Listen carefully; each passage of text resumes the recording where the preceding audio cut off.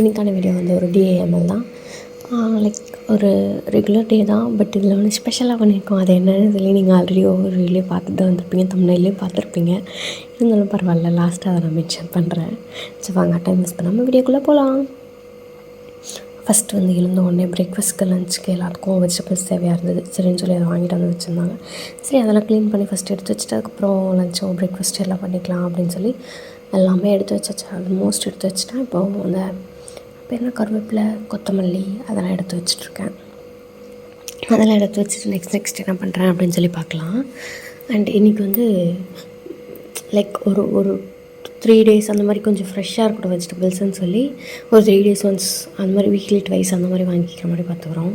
கத்திரிக்காய், sweet potato, சொரக்காய், தக்காளி, அதுக்கப்புறம் கொத்தமல்லி, கருவேப்பிலை வேஸ்ட் அது வச்சுட்டு பீன்ஸு, கொத்தவரக்காய் வாங்கிட்டு வந்திருந்தாங்க. அது எல்லாமே க்ளீன் பண்ணி கவரில் போட்டு எடுத்து வச்சாச்சு. நான் இதெல்லாம் இப்போ கேரட்டும் சேர்த்து மறந்துட்டேன் சொல்கிறதுக்கு.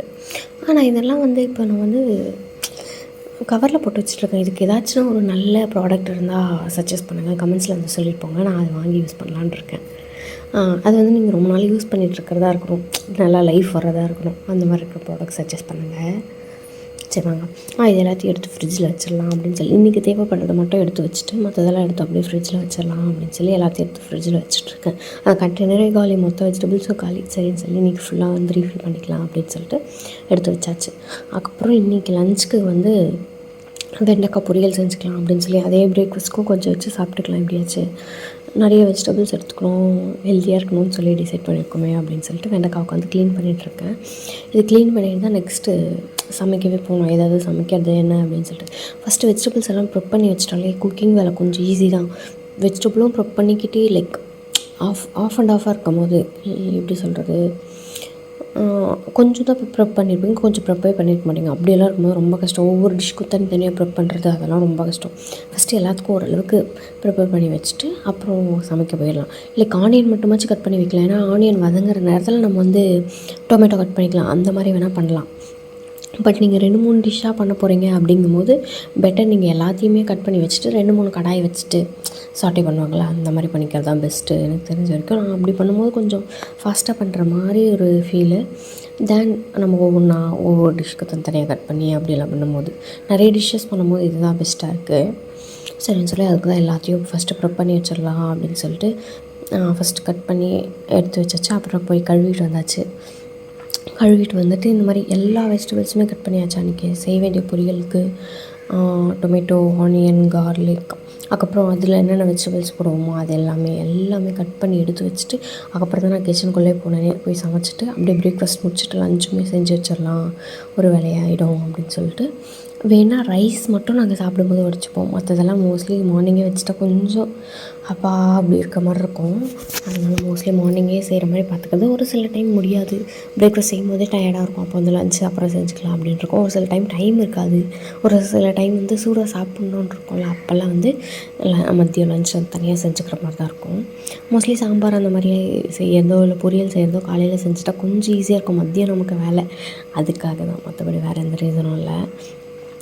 சரி வாங்க, இதெல்லாம் ப்ரிப் பண்ணி வச்சுட்டு நான் என்னென்ன செஞ்சேன், மார்னிங் பிரேக்ஃபாஸ்ட்க்கு என்ன சாப்பிட்டேன், லஞ்சுக்கு என்ன சாப்பிட்டேன் அப்படிங்கிறதெல்லாம் பொறுமையாக நம்ம பார்த்துட்டே வரலாம். இந்த பிரேக்ஃபாஸ்ட்டுக்கு என்ன செய்யுது, லஞ்சுக்கு என்ன செய்யுதுன்னு யோசிக்கிறதே பெரிய வேலையாக இருக்கும். உங்களுக்கு ஏதாச்சும் அதுக்கு கொஞ்சம் சிம்பிள் டிப் மாதிரி ஏதாச்சும் தெரிஞ்சால் அதையும் கமெண்ட்ஸில் சொல்லியிருப்பாங்க. இந்த ஆனியன் வந்து அந்த புள்ளியாக பிளாக் கலர் இருக்குல்ல, அது இருந்தால் சாப்பிடவே கூடாது அப்படின்னு சொல்லி நான் இன்ஸ்டாகிராமில் ரீல் ஒன்று பார்த்துட்ருக்கேன். அதுக்கு நீங்கள் வாஷ் பண்ணாலும் குக் பண்ணாலும் என்ன பண்ணாலும் அது போகவே போகாது அப்படிங்கிற மாதிரி போட்டிருந்தாங்க. ஐயோ, இதே நம்ம வாங்குகிற ஆனியனில் மோஸ்ட்லி இப்படி தானே இருக்குது, இது இல்லாமல் எப்படி நம்ம வாங்குறது அப்படிங்கிற மாதிரி எனக்கு பெரிய யோசனையாக போய்ட்டுருக்கு. உங்களுக்கு இதற்கு ஏதாச்சும் சொல்யூஷன் தெரிஞ்சால் அதையுமே கமெண்ட்ஸில் சொல்லிட்டு போங்க. பார்க்குறவங்களுக்கும் யூஸ்ஃபுல்லாக இருக்கும், நானும் அதை பார்த்து தெரிஞ்சுப்பேன் எப்படி என்ன ஏதுன்னு சொல்லி. பட் நான் வாங்குகிற மோஸ்ட் ஆஃப் தி ஆனியனில் அப்படி தான் இருக்குது. சரி வாஷ் பண்ணிவிட்டு நல்லா க்ளீனாக வாஷ் பண்ணிவிட்டு யூஸ் பண்ணிக்கலாம் அப்படிங்கிற மாதிரி தான் நான் யூஸ் பண்ணிகிட்ருக்கேன். உங்களுக்கு ஏதாச்சும் ஐடியா இருந்தால் ஏதாச்சும் தெரிஞ்சால் சொல்லுங்கள். அண்ட் அது உண்மையாக பொய்யானோ எனக்கு தெரியல. உங்களுக்கு அது பொய் அப்படிங்கிற மாதிரி இருந்தால் கொஞ்சம் கமெண்ட்ஸில் சொல்லிட்டு போக, கொஞ்சம் மனசு ஆறுதலாக இருக்கும் கொஞ்சம் எனக்கு. அவ்வளோதான். சரி என்னவோ சரின்னு சொல்லி அதான் ஆனியன் நல்லா கட் பண்ணி வச்சுட்டு அதுக்கப்புறம் ஸ்ட்ரைட்டாக சமைச்சிட்டு சாப்பிட வேண்டியது தான். அண்ட் நான் வந்து டொமேட்டோ கட் பண்ணுறது அந்த மாதிரி எல்லாம் காட்டல. ஸோ தட் உங்களுக்கு ரொம்ப போரிங் ஆகிருமோ அப்படின்னு சொல்லி சும்மா கொஞ்சம் கொஞ்சம் ப்ரெப் பண்ணுறதும் காட்டலனாலுமே நல்லா இருக்குது அப்படின்னு சொல்லி ஆனியன், அப்புறம் லேடிஸ் ஃபிங்கர், அப்புறம் பிரிஞ்சால் அந்த மாதிரி கட் பண்ணுறதெல்லாம் காட்டியிருக்கேன். அது கொஞ்சம் சொதப்பல் இருக்கும். நீங்களும் கட் பண்ணும்போது இப்படி தான் ஒரு முறை கூட ஸ்லிப்பே ஆகாமல் அந்த மாதிரி கட் பண்ணுவீங்களா, இல்லை கொஞ்சம் இப்படி தான் அந்த ஸ்லிப்பாகி கட் பண்ணுவீங்களா அப்படிங்கிறத கமெண்ட்ஸில் சொல்லிட்டு போங்க. நெக்ஸ்ட்டு ஒரு பிரிஞ்சால் கட் பண்ணும்போது அந்த மாதிரி ஆகும். இப்போ பாருங்கள், இது இந்த மாதிரி தான்.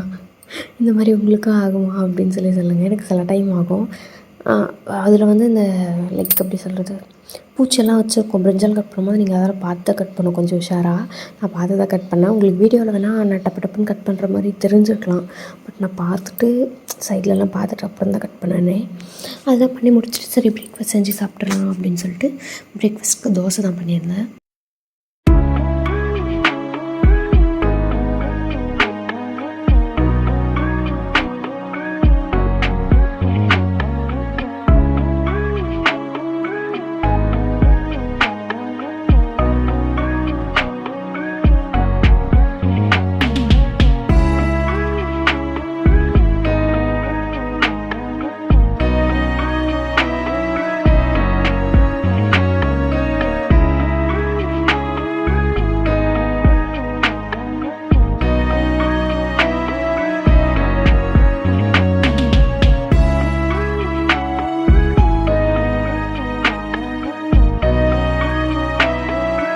அவ்வளோதான். பிரேக்ஃபாஸ்ட்டுக்கு வெண்டைக்காய், சாம்பார், பீன்ஸ், கேரட் பொரியல், தோசை சாப்பிட்டு முடிச்சுட்டு அதுக்கப்புறம் லஞ்சுக்குமே இந்த பொரியலெல்லாம் வச்சு தான் சாப்பிட்டேன். லஞ்சுக்கு வந்து ரைஸு, வேறு சாம்பார், பருப்பு சாம்பார் மட்டும் செஞ்சுக்கிட்டு வெண்டைக்காய் பொரியல், பீட்ரூட் பொரியல், அதே பீன்ஸ் கேரட் பொரியல் அப்படின்னு சொல்லி வச்சு சாப்பிட்டுட்டு நெக்ஸ்ட் ஈவினிங் தான் ரொம்ப இன்ட்ரெஸ்டிங்கான விஷயமே நடந்தது. ஈவினிங் போல் வந்து சரி நம்ம பாபிக்கு பண்ணலாம் வீட்டிலே அப்படின்னு சொல்லி மதியமாக மேரினேட் பண்ணி வச்சாச்சு சிக்கன். ஸோ தட் அது நல்லா மேரினேட் ஆகிருக்கும் அப்படின்னு சொல்லிட்டு ஈவினிங் போல் ஆரம்பித்தா தான் அது வந்து நைட்டு முடிக்க முடியும். நைட் வந்து லேட் நைட்டே ஆயிரும். அதனால நாங்கள் கொஞ்சம் ஒரு 3 o'clock 4 o'clock போலலாம் நீங்கள் ஆரம்பிச்சிட்ருக்கணும். அதுக்கு நெருப்பு மூட்டுறதுக்கு நீங்கள் ஒரு 2 o'clock போலலாம் ஆரம்பித்தா தான் எங்களுக்கு கரெக்டாக இருக்கும். இது 2 குச்சி வச்சு செய்கிறோம் அப்படிங்கிறதுனால நிறைய வச்சு செய்கிறீங்கன்னா நீங்கள் கொஞ்சம் சீக்கிரமாகவே செஞ்சிடலாம். சரி ரொம்ப லேட்டாக வேண்டாம் அப்படின்னு சொல்லிட்டு நாங்கள் ஒரு 3 o'clock அந்த மாதிரிலாமே ஸ்டார்ட் பண்ணிட்டோம். அப்போ பார்க்கும்போது வெயிலெல்லாம் நல்லா வந்து பிரைட்டாக இருந்தது. நாங்கள் முடித்து சாப்பிட்றதுக்குள்ளே பார்த்தா இருட்டாயிருச்சு. நீங்கள் பார்த்தாலே அந்த வீடியோலேயே அந்த லைட்டிங் டிஃப்ரென்ஸ் உங்களுக்கு தெரியும். பாருங்கள், அப்போவே உங்களுக்கு புரியும் நான் என்ன சொல்கிறேன் அப்படின்னு சொல்லி. இது வந்து எண்ணெய் டின்னு இருக்கும்ல, அதில் தான் வச்சு பண்ணியிருக்கோம். ப்ராப்பராக இதுக்காக வாங்கி அந்த மாதிரிலாம் பண்ணல. எண்ணெய் டின்லேயே வச்சு சாப்பிட்டு முடிச்சிட்டோம். இது கொஞ்சம் தீஞ்ச மாதிரி இருந்தது, இது ஒன்று மட்டும் அதுதான் உங்களுக்கு காட்டியிருக்கேன். மற்றதெல்லாம் கொஞ்சம் ப்ராப்பராக எடுத்துட்டோம். அவ்வளோதான். இதெல்லாம் சாப்பிட்டுட்டு டின்னர் ரொம்ப நிறைய சாப்பிட முடியலன்னு ஸ்கிப் பண்ணிவிட்டு தூங்கிட்டோம். டாடா பாய், see you soon.